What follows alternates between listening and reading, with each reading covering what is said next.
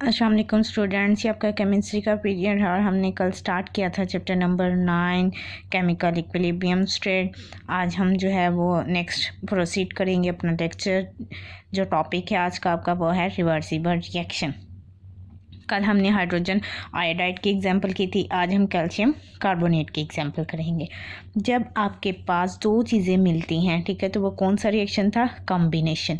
दूसरे वर्ड में हम कह सकते हैं दो चीज़ें कौन सी थी? ये क्या था? ये रिएक्टेंट है और ये आपके पास क्या है? प्रोडक्ट है। ऐसी रिएक्शन जिसमें दो या दो से ज़्यादा चीज़ें जो है कंबाइन कर रही हैं, हम उसे कहते हैं कॉम्बिनेशन। यही वाला जब अपने कंपोनेंट में डीकम्पोज होता है, ठीक है, वापस अपने कंपोनेंट में जो है डिकम्पोज हो जाता है, उस रिएक्शन को हम कहते हैं डिकम्पोजिशन। ये एक दूसरे के रिवर्स है। डिकम्पोजिशन जो है वो कॉम्बिनेशन का रिवर्स है।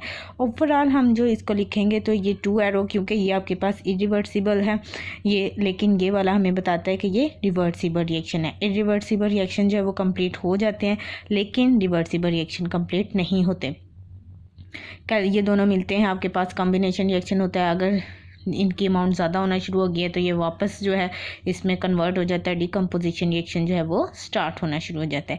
स्टार्टिंग पे रिएक्टेंट्स की अमाउंट ज़्यादा होगी ये वाली, और प्रोडक्ट की अमाउंट कम होगी। इसका मतलब ये कि ये फिर फॉरवर्ड जो है ये फिर आहिस्ता आहिस्ता रिएक्टेंट जो है वो प्रोडक्ट में कन्वर्ट होना शुरू हो जाएगा। जो फॉरवर्ड रिएक्शन है वो फास्ट होगा, जो रिवर्स रिएक्शन है वो स्लो होगा। कब? बिगनिंग में, ठीक है। बिगनिंग का क्या मतलब है? स्टार्ट में जो है वो आपके पास फॉरवर्ड रिएक्शन जो है वो फास्ट होगा, लेकिन रिवर्स जो है वो स्लो होगा। इसी तरह इवेंचुअली आहिस्ता आहिस्ता क्या होगा, जो है रिवर्स रिएक्शन वो स्पीड अप होना शुरू हो जाएगा और फॉरवर्ड जो है वो स्लो हो जाएगा। इसकी क्या रीज़न है? जब आपके पास इसकी अमाउंट स्टार्टिंग में ज़्यादा थी, ये प्रोडक्ट में कन्वर्ट होना शुरू हो गया। सारा का सारा रिएक्टेंट तो प्रोडक्ट में कन्वर्ट नहीं होता, लेकिन रिएक्टेंट से ज़्यादा जो अमाउंट है वो प्रोडक्ट की बन जाती है। इसका मतलब फॉरवर्ड रिएक्शन जो है वो फास्ट होगा और रिवर्स रिएक्शन स्लो होगा। लेकिन जब इसकी अमाउंट बहुत ज़्यादा होगी है तो बैलेंस होने के लिए क्या होगा, ये वापस जो अपने कंपोनेंट में कन्वर्ट होना शुरू हो जाएगा। इसका मतलब ये रिवर्स रिएक्शन जो है वो फास्ट हो गया और फॉरवर्ड जो है वो स्लो हो गया है, ठीक है। और एक ऐसी स्टेज आएगी जब फॉरवर्ड और रिवर्स दोनों ही बैलेंस होंगे। 50% आपके पास ये वाला रिएक्शन होगा और 50% ये आपके पास ये वाला रिएक्शन होगा।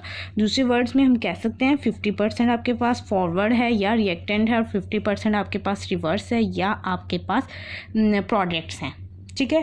तो उस स्टेज को हम कहेंगे केमिकल इक्विलिब्रियम स्टेट। इसमें हमारे पास जो है केमिकल इक्विलिब्रियम स्टेट की आगे 2 पॉसिबिलिटीज़ हैं, ठीक है। सबसे पहले स्टैटिक इक्विलिब्रियम है।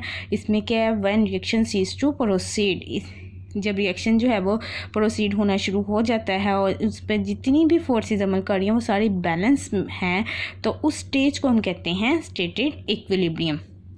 ये क्या है? ये केमिकल इक्विलिब्रियम स्टेट की पॉसिबिलिटी नंबर 1 है। नंबर 2 क्या है? Dynamic equilibrium. डायनामिक इक्विलिब्रियम क्या होती है? ऐसी इक्विलिब्रियम जिसमें रेट ऑफ फॉरवर्ड रिएक्शन जो है वो इक्वल होगा रेट ऑफ रिवर्स रिएक्शन के। हम उसको, ये वाला जो केस मैंने डिस्कस किया 50% वाला, वो ये होगा डायनामिक इक्विलिब्रियम का, ठीक है। जो डायनामिक इक्विलिब्रियम है उसमें रेट ऑफ फॉरवर्ड जो है वो इक्वल होगा रेट ऑफ रिवर्स रिएक्शन के। अब देखें, फॉरवर्ड इक्वल होगा रिवर्स के, इसका मतलब रेट ऑफ रिएक्शन दोनों का सेम होगा, लेकिन डायरेक्शन चेंज होगी। फॉरवर्ड की डायरेक्शन लेफ़्ट टू राइट और रिवर्स की डायरेक्शन राइट टू लेफ़्ट है, ठीक है। और इसमें हमारे पास रिएक्टेंट और प्रोडक्ट के अमाउंट चेंज नहीं होगी। सपोज अगर इसकी 50 ग्राम है स्टार्टिंग पे, तो एंडिंग पर भी 50 ही ग्राम होगी। ये डिपेंड नहीं करता कि आपके पास अमाउंट जब अगर थोड़ी बहुत उसमें माइनस प्लस माइनस हो रही है तो इसका मतलब थोड़ी बहुत इम्प्योरिटीज़ का इशू है, अदरवाइज़ अमाउंट जो है वो आपके पास चेंज नहीं होगी। नेक्स्ट आपके पास है डायनामिक इक्विलिब्रियम जो है, इसको हम डिस्कस करते हैं क्योंकि ये हमारे पास जो है रिवर्सिबल रिएक्शंस में बहुत डायरेक्शन था, फ्रॉम लेफ़्ट टू राइट और राइट टू लेफ़्ट, तो इसलिए हमने, और इसमें 2 तरह के रिएक्शन थे, एक फॉरवर्ड था और एक रिवर्स था। इसको हमने ग्राफ से रिप्रेजेंट किया है। एक्स एक्सिस पे हमने टाइम लिया है और वाई एक्सिस पे हमने रिएक्शन रेट लिया है। टाइम में हमारे पास हमने इंटरवल 10 का रखा है, ठीक है। अब देखिए, जैसे जैसे टाइम इंक्रीज़ हो रहा है आपके पास रिवर्स रेट जो है ये इंक्रीज़ हो रहा है। जब रिवर्स रेट इंक्रीज़ होगा तो उसी टाइम फॉरवर्ड रेट जो है रिएक्शन का वो आपके पास डिक्रीज़ होगा। अगर फॉरवर्ड रेट जो है आप इस साइड से देखें इंक्रीज़ हो रहा है तो ये आपके पास रिवर्स रेट डिक्रीज़ होगा और एक ऐसी स्टेज पहुंच आएगी जब जहाँ पर फॉरवर्ड और रिवर्स दोनों ही सेम होंगे। उस स्टेज को हम कहेंगे कि ये इक्विलिब्रियम स्टेट है। ठीक है, स्टार्टिंग पे आपके पास रिएक्टेंट्स की अमाउंट ज़्यादा होगी और आपके पास जो है ये सारे फॉरवर्ड रिएक्शन फास्ट होगा। एंडिंग पे आपके पास रिवर्स रिएक्शन फास्ट होगा और फॉरवर्ड जो है वो स्लो होगा। और सेंटर में एक ऐसा पॉइंट आएगा, स्टेज आएगी जहाँ पर फॉरवर्ड रेट जो है वो इक्वल होगा रिवर्स रेट का। ठीक है, forward is equal to reverse reaction. उस स्टेज को हम क्या कहते हैं, इक्विलिब्रियम स्टेट। ये था आपका पेज नंबर 4 और 5, हाफ था ग्राफ तक। यहाँ तक आपका आज का लेक्चर था। उम्मीद है आपको समझ आ गई है। फिर भी अगर कोई कन्फ्यूजन है आप इजीली मैसेज करके पूछ सकते हैं। टेक केयर, अल्लाह हाफ़िज़।